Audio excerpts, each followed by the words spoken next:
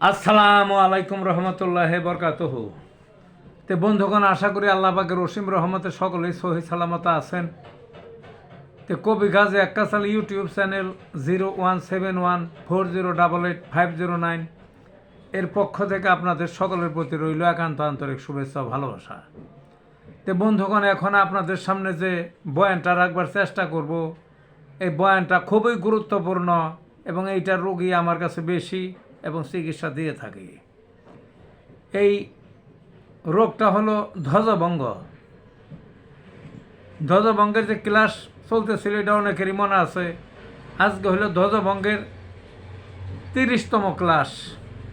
কাজে অনেক দিন বোঝানো হয়েছে, অনেকেই নিজের প্রচেষ্টা ওষুধ খায়, কিন্তু কয়েকটা কথা এই ধ্বজভঙ্গের কথা না বললেই চলে না। সেই জন্য আজকের এই প্রয়াস।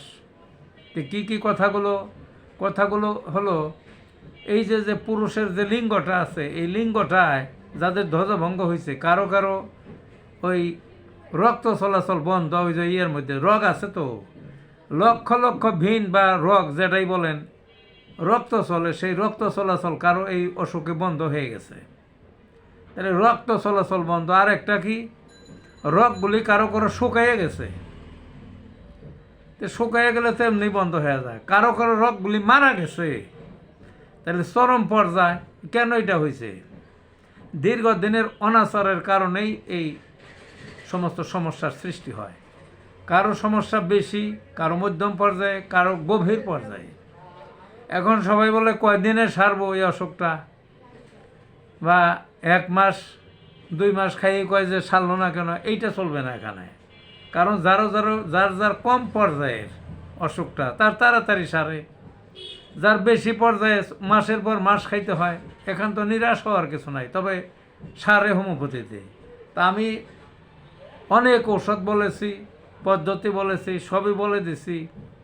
ওখানে ওই বলে দিলাম আর খাইলেই তার হবে না, লক্ষণ ভিত্তিক খাইতে হবে। ওষুধের কি লক্ষণ আছে আর আপনার এই ধ্বজভঙ্গ রোগের কি লক্ষণ আছে, কোন পর্যায়ে আছে, বুঝা সেই লক্ষণ অনুযায়ী ওষুধ নির্ধারণ করতে হবে।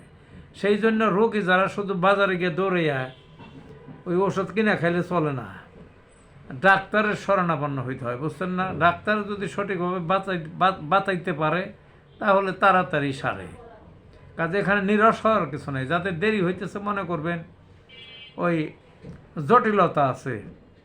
এই যে বললাম না, অসংখ্য বেনগুলো মারা গেছে বা হয়ে গেছে, ওকে যে ধ্বজভঙ্গ নামটা বুঝলেন না, নামই তো বোঝা যায় যে কী পর্যায়ে আছে, কঠিন পর্যায়ে। কাজে ধৈর্য ধরে ওষুধ খাইতে হবে। তো নিরাশ হওয়ার কিছু নেই, হোমিওপ্যাথিতে কাজ হয়। তো ভালো থাকুন বন্ধুগণ।